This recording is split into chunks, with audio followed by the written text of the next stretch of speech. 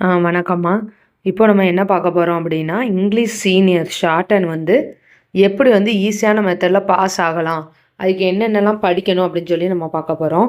அதுக்கு முன்னாடி கொஞ்சம் நல்லா ஞாபகம் வச்சுக்கோங்க. நம்மளுக்கு வந்து நியர்லி வந்து இன்னும் எத்தன நாள் இருக்கு அப்படின்னா, ஒரு 50 டேஸ் நம்மளுக்கு இருக்கு. 57 டேஸ் இருக்கு. பட் இருந்தாலும் 50 டேஸ் கணக்குல வச்சுக்கோங்க. நம்மளுக்கு வந்து ஃபர்ஸ்ட் ஆஃப் ஆல் வந்து என்னன்னா, நம்மளுக்கு ஃபர்ஸ்ட் பேப்பர் நம்ம ஸ்பீட் எழுதுகிற பேப்பரில் நம்ம வந்து ஒரு 35 மார்க் வாங்கினாலும் போதும். மினிமம் 35 வாங்கணும். அப்போது மேக்ஸிமம் நம்ம செகண்ட் பேப்பரில் எவ்வளோ எடுத்தால் நம்ம வந்து பாஸ் ஆக முடியும்னா 55 மார்க்ஸ் எடுத்தால் பாஸ் ஆக முடியும். அப்படி எடுத்தால் தான் நம்மளுக்கு 2 சேர்க்கும்போது என்ன வரும், நம்மளுக்கு 90 மார்க்ஸ் வரும். இவ்வளோ எடுத்தால் நம்ம இது பண்ண முடியும். இப்போ இதை வந்து நம்ம ஈஸி வேயில் எப்படி அச்சீவ் பண்ணலாம் அப்படின்னு சொல்லி நம்ம பார்க்க போகிறோம். இப்போ ஒன்றும் இல்லை, நம்மளுக்கு வந்து first paper full and full practice நம்மளுக்கு. அதாவது வந்து என்னென்னா, நம்ம புக்கில் உள்ள ஏதாவது ஒரு 50 டேஸ்னால் ஒரு நாளைக்கு ஒரு ஸ்பீடை உருப்படியாக பார்க்கணும். 50 ஸ்பீட்ஸ் பாருங்கள். 50 ஸ்பீட்ஸை உருப்படியாக பார்த்தா போதும். இதுவரை பார்த்தவங்க ரிவிஷன் பண்ணிக்கலாம். எப்படி உருப்படியாக பார்க்கணுன்னா, நம்ம வந்து அந்த ப்ராக்டிஸ் பண்ணோம் அப்படின்னா ஒரு ஒமிஷன் கூட விடாமல் எழுதி நம்ம அதை ட்ரான்ஸ் பண்ணி நம்ம வந்து ஒரு 10 to 20 மிஸ்டேக்ஸ்குள்ளே இருந்தது, 10 to 15 ஆர் 20 மிஸ்டேக்குள்ளே இருந்ததுன்னா ஓகே, உருப்படியாக பண்ணியிருக்கோம் அப்படின்னு அர்த்தம். ஆனால் வந்து என்னென்னா, அந்த மிஸ்டேக்ஸுமே ஸ்பெல்லிங் மிஸ்டேக்காக இருக்கலாம். மற்றபடி ஒமிஷன் இல்லாமல் நம்ம பார்த்துக்கணும். அந்த மாதிரி நம்ம வந்து ஒரு 50 ஸ்பீட்ஸ் வந்து நம்ம வந்து உருப்படியாக இது பண்ணுவோம். பண்ணால் கண்டிப்பாக வந்து நம்மளுக்கு பாஸ் ஆக நிறைய சான்சஸ் இருக்குது. இன்னொன்று வந்து என்னதுன்னா, செகண்ட் பேப்பர் பொறுத்தவரை என்ன படிக்கணும் அப்படின்னு கேட்டிங்கன்னா, லித்தோ வந்து நம்மளுக்கு வந்து என்னென்னா 30 மார்க்கு கேட்பாங்க. லித்தோவை பொறுத்தவரை இந்த 30 மார்க் வந்து கிரேஸ் மார்க்காகவே வச்சுக்கோங்க. இது கணக்குலேயே வைக்காதீங்க. ஏன் அப்படி சொல்கிறேன் அப்படின்னா, எப்போவுமே வந்து லித்தோவுக்கு எப்படி ப்ராக்டிஸ் பண்ணுங்கன்னா, அந்த 50 ஸ்பீட் நீங்கள் படித்து முடிக்கிற அன்றைக்கி புக்கில் உள்ள ஸ்டோக்கை பார்த்து நீங்கள் ஒன் டைம் வாசிச்சு விட்ருங்க.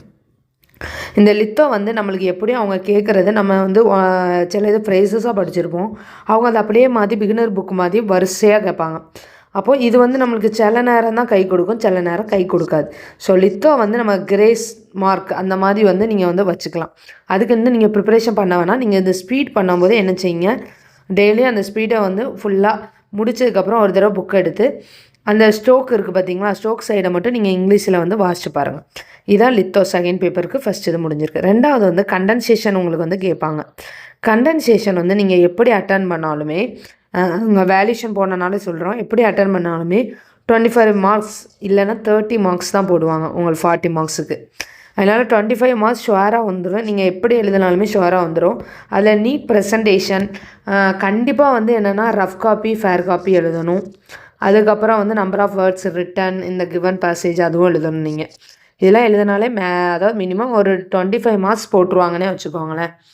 அதை மட்டும் நீங்கள் வந்து பார்த்துக்கோங்க. இன்னொன்று வந்து என்னது அப்படின்னா, நம்ம படிக்க வேண்டியது முக்கியமான ஒன்று.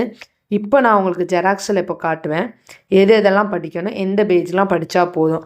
அந்த பேஜஸ் அதை மட்டும் நீங்கள் படித்தாலே உங்களுக்கு நியர்லி வந்து என்னென்னா ஒரு 25 மார்க்ஸ் வந்து கண்டிப்பாக வந்துடும். மீதி உள்ள 5 மார்க்ஸ் எப்படி படிக்க எதுலேருந்து கேட்காங்க அதையும் உங்களுக்கு நான் சொல்கிறேன். கொஞ்சம் கவனமாக கேளுங்க. இப்போது நம்மளுக்கு அந்த இங்கிலீஷ் சீனியரில் கடைசி ஒரு 30 மார்க்ஸ் வந்து நம்மளுக்கு கொடுப்பாங்க. 30 மார்க்ஸுக்கு 30 வேர்ட்ஸ் கொடுத்து நம்மளை ஸ்ட்ரோக் எழுத சொல்லுவாங்க. அதில் வந்து எப்படி வரும் அப்படின்னு கேட்டிங்கன்னா, நம்மளுக்கு கிராமலாஸில் 2 கொஸ்டின் வருது. கண்ட்ராக்ஷன் சொல்லி நம்ம ஒன்று படிச்சிருப்போம். படிக்காதவங்க அந்த புக்குக்கு பின்னாடி இருக்கும், ஜூனியர்னாலும் சரி சீனியர் புக்குக்கு அந்த அட்டையில் இருக்கும். அதுலேருந்து ஒரு 2 மார்க் கேட்பாங்க, 2 அல்லது 3 மார்க் கேட்பாங்க. அதுக்கப்புறம் மீதி உள்ள இது வந்து ஒரு 5 மார்க்ஸுக்கு வந்து நம்ம என்ன கேட்பாங்கன்னா, அவங்க வேர்ட்ஸ் கேட்பாங்க நம்மளுக்கு.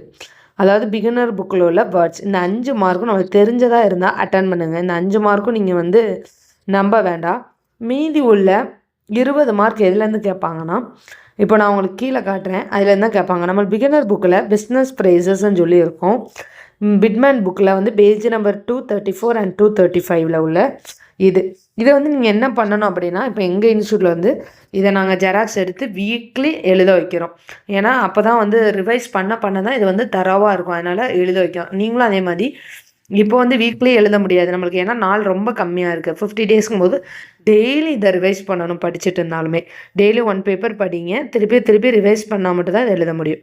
இந்த வேர்ட்ஸ் ஃபுல்லாக அந்த பேஜில் இருக்குது. அதோட ஆன்சர் பார்த்துக்கோங்க. ரெண்டாவது political phrase, page number 238 to 239 இதுவும் படிக்கணும் நம்ம. அதுக்கப்புறம் banking and stock broking phrases 243 page, 244, 45, 46 பேஜஸில் இது இருக்குது. உங்களுக்கு இது ஆன்சராக வேணும்னா சொல்லுங்கள், அடுத்த இதில் வந்து நான் வேணால் அப்லோட் பண்ணுறேன். இன்சூரன்ஸ் அண்ட் ஷிப்பிங் ப்ரைஸஸ் அது 248, 249, 251 இதில் இருக்குது. நெக்ஸ்ட்டு வந்து நம்மளுக்கு technical and railway phrases page number 254, 255, 257. Next வந்து லீகல் ஃப்ரேசஸ் 260 அண்ட் 261. அடுத்து வந்து பார்த்திங்கன்னா இந்த தியாலஜிக்கல் வந்து வராது. பட் ஆனால் வந்து என்னென்னா நம்ம சிலபஸில் வந்து இந்த பேஜும் வந்து சேர்த்தனால ஒரு வேளை வருமோன்னு போட்டிருக்கோம். இது முடியாதவங்க படிக்க வேணாம், ஆனால் இதுக்கு முன்னாடி படிச்சுக்கோங்க. சப்போஸ் எக்ஸ்ட்ரா வந்து வர சான்சஸ் இருந்தால் இதுலேருந்து தான் வரும் தியாலஜிக்கல் ஃப்ரேசஸ். அது பேஜ் நம்பர் 264 அண்ட் 65. இதை படிச்சுட்டு அதுக்கப்புறம் நீங்கள் ஒரே ஒரு செஷன் மட்டும் படிக்கணும். அது என்னென்னா நம்மளுக்கு இன்டர்செஷன் பேஜ் நம்பர் 225, 226, 227, 228, 229, 230 இந்த பேஜில் உள்ள இன்டர்செஷன்லேருந்து ஒரு கொஸ்டின்ஸ் வரும். அது வந்து இருக்குது. ஃபஸ்ட்டு பார்க்க உங்களுக்கு வந்து பெருசாக இருக்குது, பயமாக இருக்கிற மாதிரி இருக்கும். பட் ஆனால் எல்லாம் ஈஸியாக தான் இருக்கும் படிக்க. ஸோ அதனால் இதில் படிச்சிங்க அப்படின்னா கன்ஃபார்மாக இந்த ஜெராக்ஸில் இருந்து வந்து நம்மளுக்கு 20 மார்க்ஸ் இருக்குது. அடுத்து நான் சொன்ன மாதிரி கிராமலாஸ் 2 மார்க், கன்ட்ராக்ஷன் ஒரு 3 மார்க், அது ஒரு 5 மார்க்ஸ், 25 மார்க்ஸ். மீதி உள்ள 5 மார்க்கும் நம்மளுக்கு தெரிஞ்ச ஒரு சில வேர்ட்ஸ் தான் கேட்காங்க. அதையுமே நான் அட்டன் பண்ணுற மாதிரி தான் இருக்கும். இதில் நான் 24 மார்க்ஸ் தான் எடுத்திருக்கேன். 25 மார்க்ஸ் ப்ளஸ் கண்டென்சேஷன் ஒரு 25 மார்க் வச்சாலும் நம்மளுக்கு 50 மார்க்ஸ் வரும். அதுக்கப்புறம் வந்து ப்ளஸ் 5 மார்க் நம்மளுக்கு கண்டென்சேஷன் ஸ்டோக்கில் போடுவாங்க. ஸோ 55 மார்க்ஸ் ஈஸியாக எடுத்துடலாம். மித்தபடி மற்ற இதுக்கு டைம் வந்து ரொம்ப ஸ்பெண்ட் பண்ணாதீங்க. எப்படினாலும் இந்த ஜெராக்ஸ் படிக்காமல் பாஸ் ஆகிறது ரொம்ப கஷ்டம்.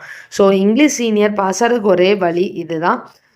இந்த ஜெராக்ஸை கம்பல்சரியாக நீங்கள் எடுத்து டெய்லி 1 பேஜ் படிங்க, ரிவைஸ் பண்ணிக்கிட்டே இருங்க. பண்ண இது ஈஸியாக தான் இருக்கும். நிறைய பேஜ் இருக்கிற மாதிரி இருக்குன்னு நினைக்காதீங்க, நம்ம படித்தது தான் வரும். ஸோ வந்து இதை நல்லா படிங்க, கன்ஃபார்மாக பாஸ் ஆகலாம். தேங்க்யூம்மா, தேங்க்யூ.